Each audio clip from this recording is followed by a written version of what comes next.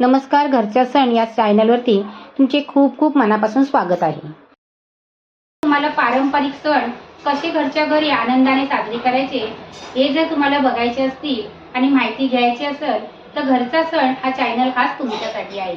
तर या चॅनलला सबस्क्राइब करा आणि बेल आयकॉनवर क्लिक करा।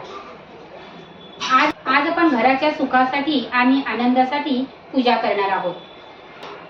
तर घराच्या सुखासाठी आणि आनंदासाठी साध्यात साधी आणि सोप्या पद्धतीने रोजची पूजा कशी करायची ते तुम्हाला मी या व्हिडिओमध्ये दाखवणार आहे। तुम्हाला पण आपल्या घरामध्ये सुख, शांती, समाधान पाहिजे असेल तर रोज अशा पद्धतीने तुम्ही पूजा करायची आहे। चला, सर्वप्रथम निरंजन लावून घेऊया। रोजची पूजा करण्यासाठी काय साहित्य लागते ते तुम्हाला मी सुरुवातीला दाखवणार आहे। जेवढं तुमच्याकडे असेल ना तेवढ्या साहित्यामध्ये पण तुम्ही पूजा करू शकता। पण ही पूजा आहे ना मनापासून मनभावे करायची, म्हणजे त्याचा आपल्याला फायदा होतो। हळद, कुंकू आणि तांदूळ म्हणजे अक्षता, एक देवाला दाखवण्यासाठी अगरबत्ती, हे आपलं निरंजन। हे निरंजन आहे ना तर तुम्ही तेलाचं तरी लावू शकता किंवा तुम्ही तुपाचं तरी लावू शकता। तेल आणि तूप दोन्ही लावायचं नाहीये। आणि पूजेसाठी आपल्याला फुलं जर तुमच्याकडे असेल तर गणगोळी, देवाच्या पुढ्यात ठेवण्यासाठी पानाचा विडा, जर पानाचा विडा नसेल तर सुपारी, आणि पानाचा विडा किंवा सुपारी पण नसेल तरी पण चालेल। आता घराच्या सुखशांतीसाठी आपण एक तर उंबरठ्याची पूजा कशी करायची ते पण पाहणार आहोत आणि आपल्या रोजच्या देवाची पूजा कशी करायची ते पाहणार आहोत। तर देवाची पूजा करायची म्हणजे तुमच्याकडे जो देवारा आहे, जे फोटो आहे त्या फोटोची मनभावे पूजा करायची। देवाची पूजा करताना फोटो किंवा मूर्ती स्वच्छ घासून साफ करून घ्यायचे आहेत। आता तुळशी पत्र किंवा फूल घ्यायचं आणि त्याच्यावरती असं आपल्याला पाणी शिंपडायचं आहे, म्हणजेच देवाला आंघोळ घातल्यासारखं होतं। जर पानाचा विडा असेल तर पानाचा विडा ठेवायचा। गंधगोळी आहे ती पाण्यामध्ये भिजवली ना की पटकन विरघळते। देवाच्या पायाना, देवाच्या डोक्याला, देवाचे हात असतील त्या हाताना अशी गंधगोळी लावून घ्यायची। पहिली हळद घ्यायची आणि नंतर पिंजर घ्यायची। पहिले आपण विडा ठेवलाय त्याच्यावरती लावायची आणि देवाच्या पायाना जरी लावलीत ना तरी पण चालेल। कोणतीही पूजा मनापासून करायची। फुलं वाहायची देवावरती, तांदूळ वाहायचे।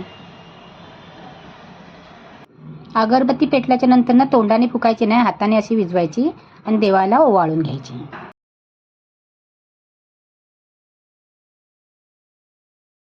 अगरबत्ती लावायची नसेल तर तुम्ही धूप घालू शकता, कापूर लावू शकता।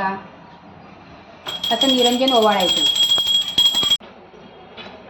नैवेद्यासाठी गूळ ठेवायचा, हात जोडायचे आणि मनापासून नमस्कार करायचा आणि आपल्या मनातील इच्छा, आपल्या घराच्या शांतीसाठी, सुखशांतीसाठी देवाजवळ प्रार्थना करायची।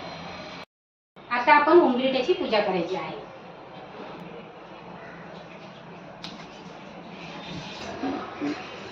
उंबरठ्याची पूजा करताना असं उंबरठ्यावरती पाणी शिंपडून घ्यायचं आणि पुसून घ्यायचं। ओल्या कपड्याने पहिला उंबरठा आहे ना पुसून घ्यायचा, स्वच्छ करून। स्वच्छ करून झाल्यानंतर पूजा करण्यासाठी म्हणून उंबरठ्यावर थोडंसं पाणी शिंपडायचं। हळद आणि पिंजरीची 5 अशी बोटे लावायची। तर माझी इथे लक्ष्मीची पावलं आहेत त्याला ती लावते। तर तुम्ही अशी उंबरठ्यावरती लावायची। पहिली हळद, नंतर पिंजर, हळद, पिंजर।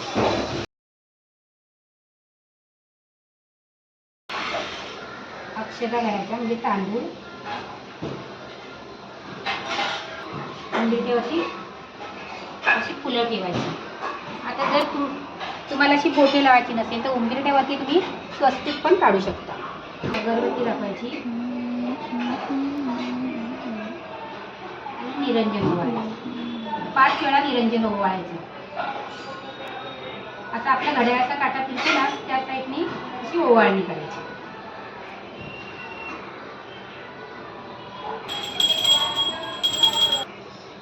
तसेच आपल्या उंबरठ्याचा वरचा भाग आहे ना त्याच्यावरून पाणी शिंपडायचं, हळदी कुंकू लावायचं, अगरबत्ती दाखवायची, नमस्कार करायचा। पण एवढी अगरबत्ती लावली जरा. प्रमाणे तुळशीची पूजा करायची. तुळशीला हळदी कुंकू घालायचं, अगरबत्ती दाखवायची, निरंजन दाखवायचं आणि हे तांब्यातले पाणी आहे ना ते तुळशीला घालायचं. मी माझ्या घराच्या सुखासाठी शांतीसाठी अशा पद्धतीने पूजा करते. तुम्ही तुमच्या घराच्या सुखासाठी कोणत्या पद्धतीने पूजा करता ते कमेंट करून सांगा. असेच नवनवीन व्हिडिओ पाहण्यासाठी घरचा सण या चॅनलला सबस्क्राईब करा. त्याच्या बाजूला बेलचं बटन आहे तर ऑलला सिलेक्ट करा, जेणेकरून मी नवीन व्हिडिओ अपलोड करेन त्याचे नोटिफिकेशन येईल. तुम्ही माझा व्हिडिओ बघितल्याबद्दल मी तुमचे खूप खूप मनापासून आभार मानते. धन्यवाद.